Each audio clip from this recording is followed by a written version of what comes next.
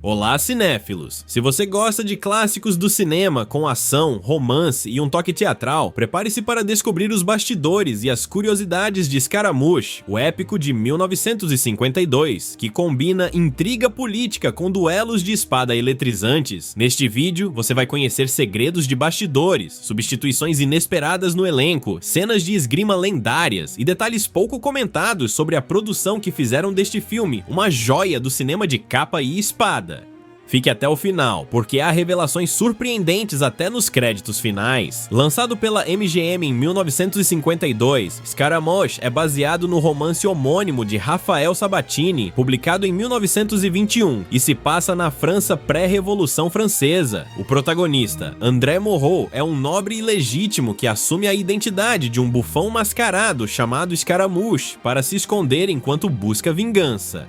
Mas muito além da trama, o que chama a atenção são os elementos técnicos, artísticos e históricos que cercam essa produção. Para começar, o filme teve uma das mais tumultuadas produções dos anos 50. Inicialmente, o projeto seria filmado em 1951, com o ator Stewart Granger no papel principal, mas com um roteiro e direção bem diferentes. O papel de Lenore estava previsto para ser interpretado por Ava Gardner, enquanto a direção ficaria com George Sidney. Porém, mudanças na equipe e indecisões do estúdio fizeram o cronograma atrasar, o que acabou levando à reformulação do elenco. Ava Gardner desistiu do papel e foi substituída por Eleanor Parker, que por sua vez já tinha impressionado o estúdio em A Meia Luz e O Homem do Braço de Ouro, mas talvez o ponto mais fascinante do filme seja a sequência de duelo entre André Morot e o Marquês de Maines, interpretado por Mel Ferrer. Essa cena levou quase 2 meses para ser concluída, e é considerada até hoje uma das mais longas e elaboradas sequências de esgrima da história do cinema, nada menos que 8 minutos de combate ininterrupto, sem dublês, algo raríssimo até mesmo para os padrões atuais. Tanto Stewart Granger quanto Mel Ferrer passaram semanas intensas treinando com os melhores mestres de esgrima de Hollywood, incluindo John Hermans, que também trabalhou em filmes como Os Três Mosqueteiros. E por falar em Granger,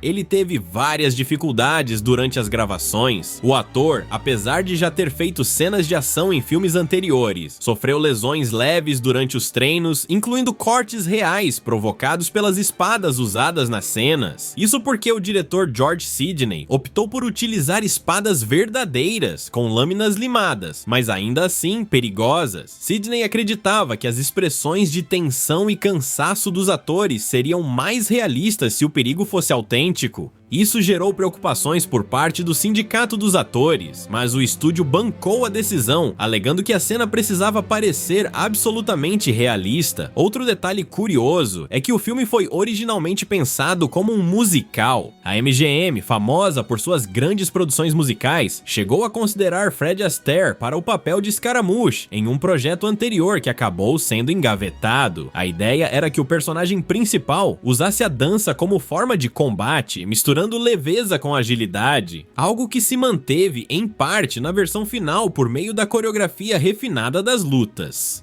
Mas o tom da obra acabou mudando para algo mais épico e dramático, afastando o lado musical, ainda que mantendo uma elegância coreográfica. Já as locações, embora representem a França do século XVIII, foram quase todas gravadas em estúdios da MGM na Califórnia. Os cenógrafos usaram truques de perspectiva e pinturas mate para dar a sensação de cidades e vilarejos franceses. O figurino foi outro destaque, com mais de 200 trajes confeccionados especialmente para a produção, muitos deles baseados em peças autênticas de museus europeus. O figurinista Guile Steele, indicado ao Oscar em outros trabalhos, foi responsável por equilibrar a autenticidade histórica com o glamour exigido pela MGM. E nem tudo saiu como o estúdio planejava.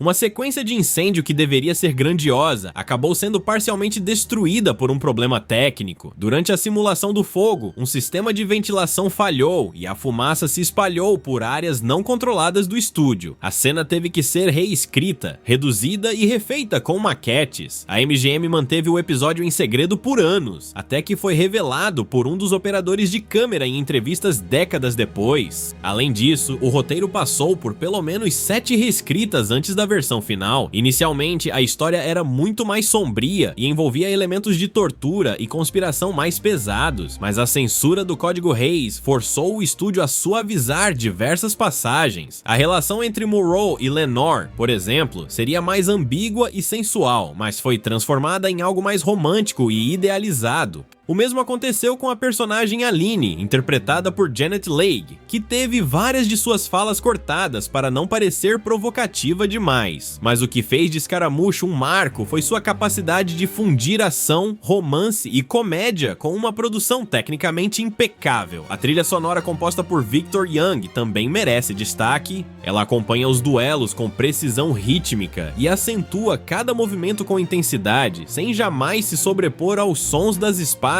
ou ao impacto emocional das cenas. O uso do Technicolor em Scaramouche foi um dos mais vibrantes da época, valorizando cada detalhe dos figurinos e dos cenários. E há ainda uma curiosidade inusitada envolvendo o título do filme. Scaramouche é inspirado em uma personagem clássica da comédia dell'arte italiana, uma espécie de palhaço sarcástico, muitas vezes mascarado, que ridiculariza os poderosos. Esse simbolismo serviu como base para o disfarce que André Monroe adota durante sua fuga, e também representa a transição do personagem de um homem em busca de vingança para alguém que desafia abertamente o sistema de castas da nobreza francesa. Outro elemento que passa despercebido por muitos espectadores é o subtexto político que atravessa o filme. Embora a narrativa seja recheada de aventuras, duelos e romances, ela se desenrola nos dias que antecedem a Revolução Francesa, uma escolha deliberada da produção feita em plena era do macartismo nos Estados Unidos. A MGM, assim como outros estúdios da época, estava cautelosa com qualquer tema que pudesse ser interpretado como subversivo. Ainda assim, Scaramouche conseguiu, com elegância, inserir críticas sutis à aristocracia e à desigualdade social, tudo sob a máscara de um filme de capa e espada. O personagem de Monroe, por exemplo, desafia abertamente os privilégios da nobreza, mesmo sendo parte dela, o que ressoava de forma discreta com o clima político de Hollywood naquele período. E não podemos deixar de mencionar a química entre os atores. Stewart Granger e Eleanor Parker já haviam se cruzado em eventos sociais, mas foi nesse filme que contracenaram de forma mais intensa. Granger, apesar de seu charme britânico, era conhecido nos bastidores por ser extremamente perfeccionista. Já Parker, de temperamento mais livre, teve alguns embates com ele durante as filmagens, principalmente em relação ao tom de algumas cenas. O diretor George Sidney teve que intervir em certos momentos para equilibrar as energias no set, mas o resultado final mostrou uma química convincente entre os dois, especialmente nas cenas de confronto emocional. Mel Ferrer, que interpretou o Marquês de Maines, chegou a ser considerado para o papel principal, mas a direção optou por usá-lo como antagonista por causa de sua aparência aristocrática e postura refinada.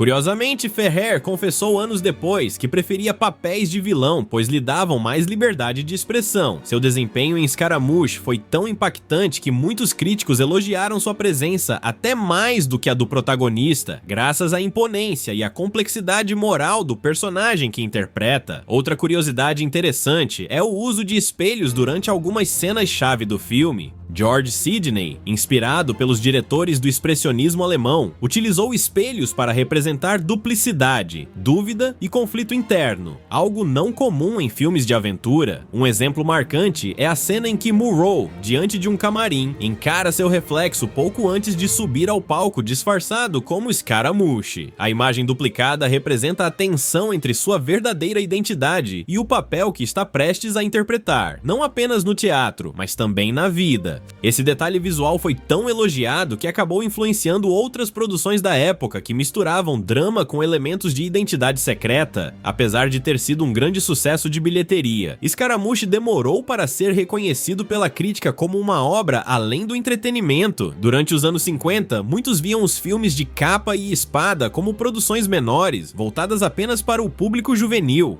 Porém, com o passar das décadas, estudiosos e críticos começaram a revisitar o filme e perceberam suas qualidades técnicas, artísticas e narrativas. Hoje, ele é frequentemente citado como um dos melhores filmes de aventura da Era de Ouro de Hollywood, figurando ao lado de O Ladrão de Bagdá e Os Três Mosqueteiros. E falando em legado, Scaramouche também influenciou outras mídias. Vários episódios de séries televisivas dos anos 60 e 70, como Batman e Zorro, utilizaram estruturas narrativas semelhantes, com heróis mascarados que se infiltram entre os inimigos e duelam com espadas ou chicotes em cenários teatrais. Até mesmo os filmes de super-herói modernos, como Homem-Aranha, possuem ecos dessa tradição, com protagonistas que escondem sua identidade, lutam por justiça e equilibram a vida pública com a privada. Outro ponto que merece destaque é a forma como o humor é integrado à narrativa. Ao contrário de muitos filmes de aventura da época que apostavam no tom solene, Scaramouche consegue inserir leveza e ironia sem comprometer o drama. A persona do bufão, o Scaramouche do título, serve como uma crítica à pompa da nobreza e também como válvula de escape para o protagonista. O riso se torna uma arma contra o autoritarismo e a comédia, uma forma de resistência.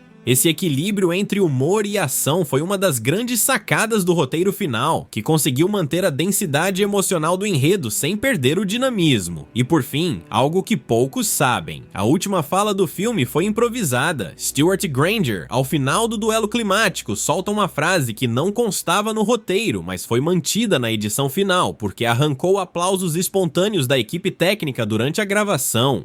Esse momento, embora simples, mostrou como os atores estavam imersos na história e como o filme havia se tornado mais do que apenas um trabalho. Havia paixão envolvida em cada cena. Scaramouche é, portanto, mais do que um filme de capa e espada. É uma obra que mistura ação refinada, crítica social velada, atuação carismática e um senso estético apurado. Seu sucesso se deve, em grande parte, à ousadia de seus criadores, que não se contentaram com o lugar comum e buscaram elevar o gênero a um novo patamar. Para os amantes do cinema clássico, ele é um lembrete de que até os filmes mais leves e divertidos podem conter profundidade, camadas e um toque de genialidade que resiste ao tempo.